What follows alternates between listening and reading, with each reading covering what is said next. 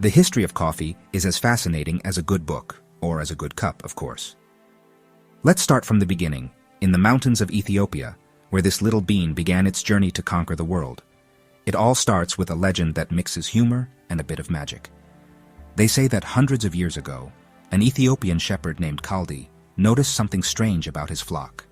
His goats, after eating some red berries from a bush, started jumping and running around as if they were at a party. Intrigued, Kaldi decided to try the berries himself, because of course, if something works for a goat, it must work for a human, right? The result, a burst of energy that left him amazed. Kaldi shared his discovery with some local monks who saw the potential of coffee to stay awake during long nights of prayer. And so, without knowing it, those restless goats took the first step for us to have the perfect excuse to get up early today. Coffee didn't take long to cross borders. Merchants took the seeds to Yemen, where they began to cultivate them in an organized manner. Here was born something that would change the history of coffee forever: the roasting process. By roasting the beans, they discovered that not only was the flavor improved, but the aroma was also irresistible. Yemen became the center of the coffee trade, with a port that you've probably heard of: Mocha. Well, it wasn't this one. But yes, that's where the name of this Italian coffee maker and the drink comes from. From this port, coffee began to spread throughout the Islamic world, where it became an essential drink for meetings and debates. At that time, coffee already had a reputation as a drink of the wise because it helped keep the mind awake and focused. A true elixir. And speaking of wise people, while you're having that little coffee, we ask you to please subscribe to the channel, give it a like, and activate the bell. When coffee arrived in Europe in the 17th century, it caused a revolution. At first, some looked at it with suspicion, even calling it the devil's drink, because they didn't understand how something so dark and bitter could be so addictive. But, like everything in life, coffee found its moment to shine.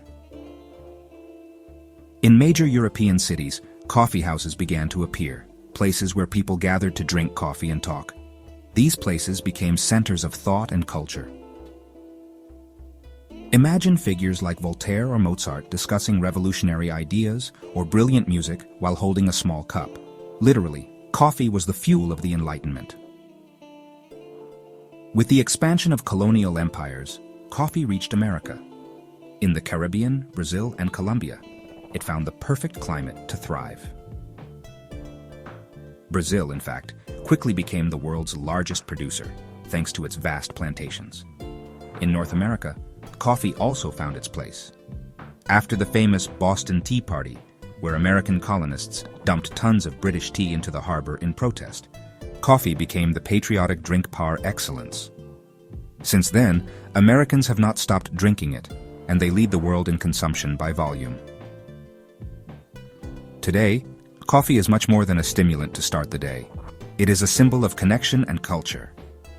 From large chains like Starbucks, which have brought it to every corner of the planet, to small artisanal coffee shops that celebrate quality and sustainability, coffee continues to reinvent itself. Coffee has gone from being a simple drink to becoming an experience. Frothy cappuccinos, intense espressos, refreshing cold brews. There's something for everyone.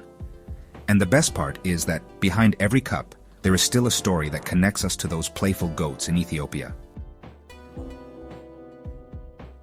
When we think of coffee, we usually imagine a steaming cup, maybe with milk, maybe black. But have you ever stopped to think about the bean that gave rise to that delicious elixir? Let me tell you something. Not all coffees are the same. In fact, there is a variety of flavors, aromas, and personalities in each bean that makes coffee a unique experience. So, grab your favorite cup and get ready for this journey through the fascinating world of coffee varieties.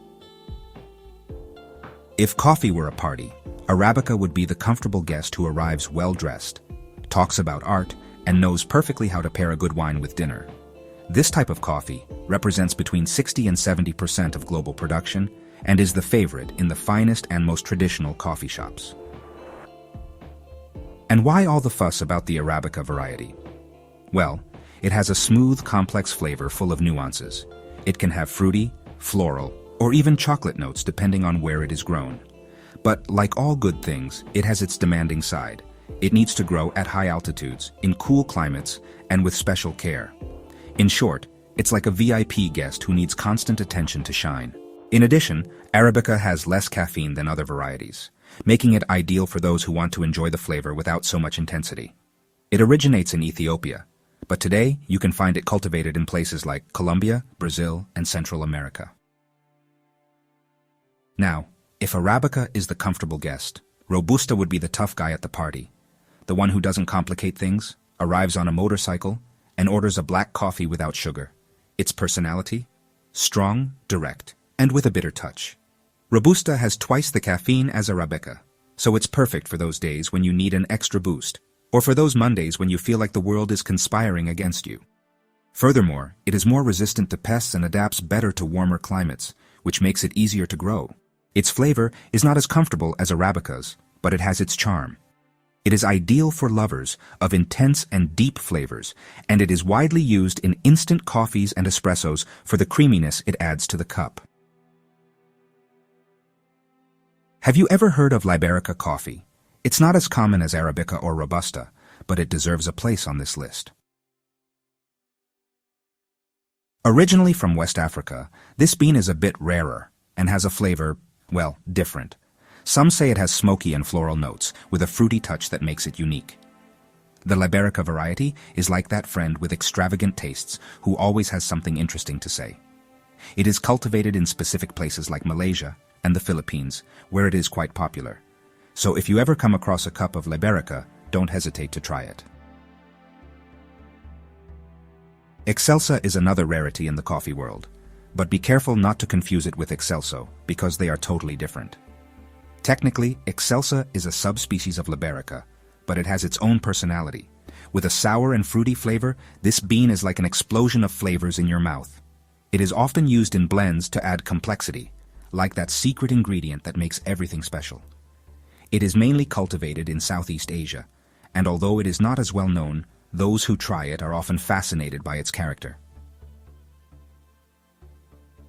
And well, to clarify, Excelso coffee is a designation of coffee. It is the best of coffee regardless of the variety, but the most coveted is Colombian.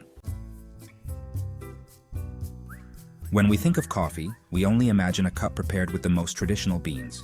But the world of coffee is so vast that it includes exotic rarities like the famous Kopi Luwak, also known as civet coffee. Its history is so curious and surprising that it well deserves a special place in this journey. Kopi Luwak is famous not only for its flavor but also for its unusual production process. This coffee comes from beans that have been ingested, yes, eaten, by a civet, an animal similar to a wildcat that lives in Southeast Asia. The civet is a creature with refined tastes. It selects the best coffee berries to eat. Once ingested, the gastric juices and enzymes in its stomach ferment the beans, altering their chemical composition. Then, well, the beans pass through the civet's digestive system and are expelled naturally. Yes, they are collected from the animal's feces. These beans are carefully cleaned, don't worry, it's more hygienic than it sounds, and roasted to create a coffee that is unique in the world. And what does this peculiar coffee taste like? Connoisseurs claim that it is extremely smooth, with low acidity and a complex flavor profile, with notes of chocolate, earthiness, and slightly fruity. Although the idea of how it is produced may seem a bit unusual, those who have tried it say that it is a unique experience. Of course, all this exclusivity comes at a price. Kopi Luwak is one of the most expensive coffees in the world, reaching up to $500 per kilo in some places. So, if you ever have the opportunity to try it, be prepared for a unique experience, and probably a hit to your wallet. Although its history and process are fascinating, not everything in the world of Kopi Luwak is positive. With the increase in demand, some farms have begun to raise civets in captivity in conditions that are not always ethical. These practices have generated concern among activists and coffee lovers alike. If you decide to try Kopi Luwak, the ideal thing is to make sure that it comes from ethical sources, where the civets live in their natural habitat and are not subjected to stress. The history of Kopi Luwak goes back to the colonial era in Indonesia during the 19th century. At that time, the Dutch controlled the coffee plantations and prohibited local workers from collecting the berries for their own consumption. However, the peasants soon discovered that the civets, which roamed freely through the plantations, ate the best berries and then returned them in the form of digested beans. Desperate for a little coffee, the locals began to collect and clean these beans. To their surprise, the coffee produced was smoother and more delicious than the one that came directly from the plants. Thus was born a tradition that, years later, became a luxury for the most adventurous in the world of coffee. Kopi Luwak is, without a doubt, one of those coffees that one must try at least once in their life, if not for its flavor, at least for the history and anecdote that accompany it. However, don't forget that coffee is a vast universe full of flavors and experiences to discover. So while you enjoy a cappuccino in your favorite coffee shop, or try a new exotic variety like Kopi Luwak, remember, each cup of coffee has a story, and some are as incredible as those of a small animal in the Southeast Asia that changed the way we understand coffee. Cheers to that.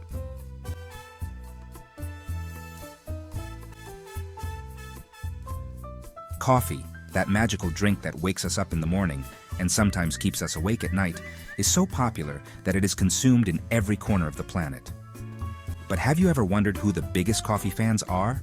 Spoiler, it's not always the countries that produce it. Let's discover with a relaxed touch who has the most intense coffee addiction. If there is one place where coffee is not just a drink, but a basic need, that is the north of Europe. Finland, for example, leads the world ranking in per capita consumption. Here, each person drinks an average of 12 kilograms of coffee a year, more than 4 cups a day. For Finns, coffee is part of their daily routine, and we're not talking about small sips. Their cups are generous, like their winters, long and cold. In Finland, it is common to have specific breaks at work called kahvitauko, coffee break, because of course, working without coffee is unthinkable.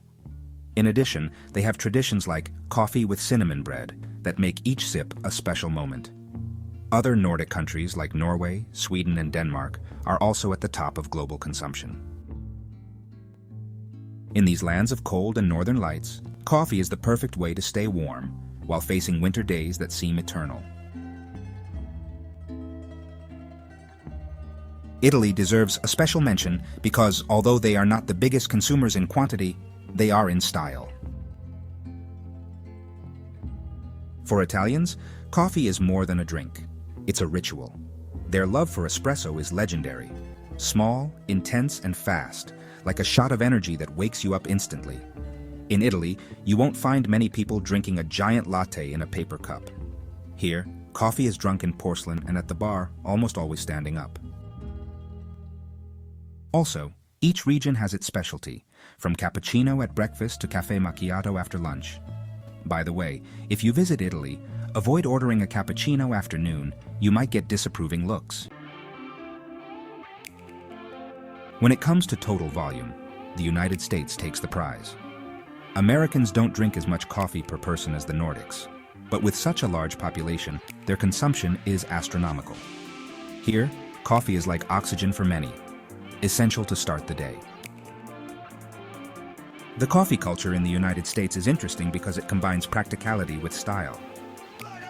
They have everything from giant coffees to go for the commute to work, to the most sophisticated experience in specialty coffee shops.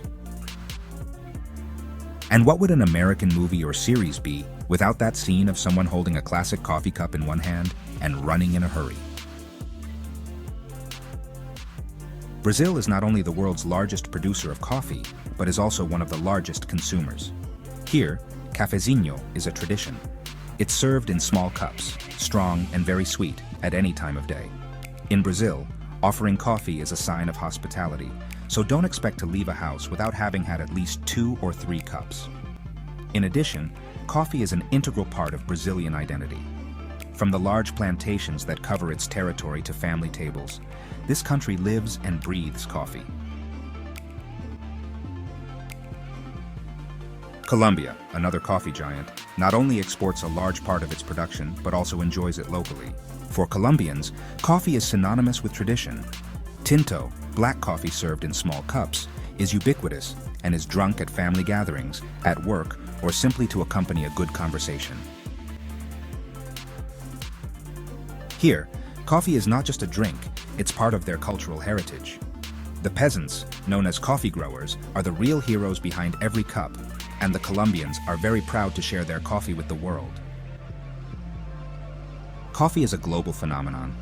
No matter if you're in the mountains of Colombia, on a Parisian terrace, or in a minimalist coffee shop in Tokyo, coffee unites the world. Each country has its own unique style, from the strong coffee of the Nordics to the sweet cups of Brazil. And you? How do you take your coffee?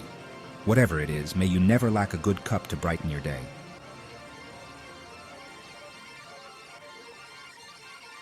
Coffee is much more than that drink that wakes you up in the morning or accompanies a good chat. Behind every cup is a giant industry that moves billions of dollars and connects millions of people around the world. From plantations in the tropics to corner coffee shops, the coffee business is a complex network, exciting and sometimes a bit crazy. The journey of coffee begins in the tropical regions of countries like Brazil, Colombia, Ethiopia, Vietnam, and many others. These places have something special, perfect climates for coffee plants to thrive. But the business doesn't stop there. In fact, that's where the story is just beginning. It all starts with the coffee farmers. They take care of their plants as if they were children. The quality of the bean depends on everything: the climate, the type of soil, the level of shade, and even the care with which they are harvested. Then the coffee farmers sell the beans to cooperatives, exporters, or directly to buyers international. Once harvested, the coffee is processed and prepared to travel. Yes, those little beans take a trip intercontinental to reach the roasters. And then the magic. Roasting transforms the green beans into the dark, aromatic, and flavorful ones that we know. Each roaster has their own style. Some prefer light roasts that highlight floral notes, while others opt for dark roasts that offer a deeper flavor. And finally, the coffee reaches your cup. It can be in a specialty coffee shop with a barista who makes art with the foam, in a home espresso machine, or in a large chain like Starbucks or Dunkin'. It's the last step of a long and delicious journey.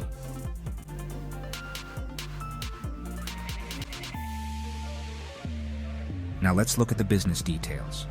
To give you an idea of the magnitude, the global coffee market generates more than $100 billion a year. It's crazy. We are talking about an industry that rivals oil as one of the most traded commodities in the world. But where does all this money go? Let's break it down. Production. Coffee-producing countries generate a huge amount of employment, from the farmers who grow and harvest the cherries to those who process the beans. However, and here's the detail, they don't always get the biggest piece of the pie.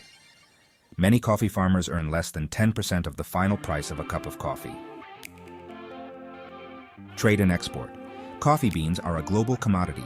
Every year, millions of tons of coffee crosses oceans to reach consuming countries. This is where large export companies and intermediaries play a key role, controlling a large part of the market. And finally, chains and brands. Companies like Starbucks, Nespresso, and Costa Coffee have made coffee a luxury and convenience product at the same time.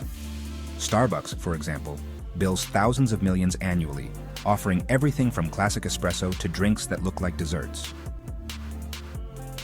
As you may have noticed, 90% of the business stays in two stages: intermediaries and the big chains. Interesting, right? Now that you know all this, surely, when you have a cup of coffee in your hands, you can appreciate everything that's behind this little coffee bean that transformed the world. We've reached the end of this video. We hope you enjoyed it. See you next time.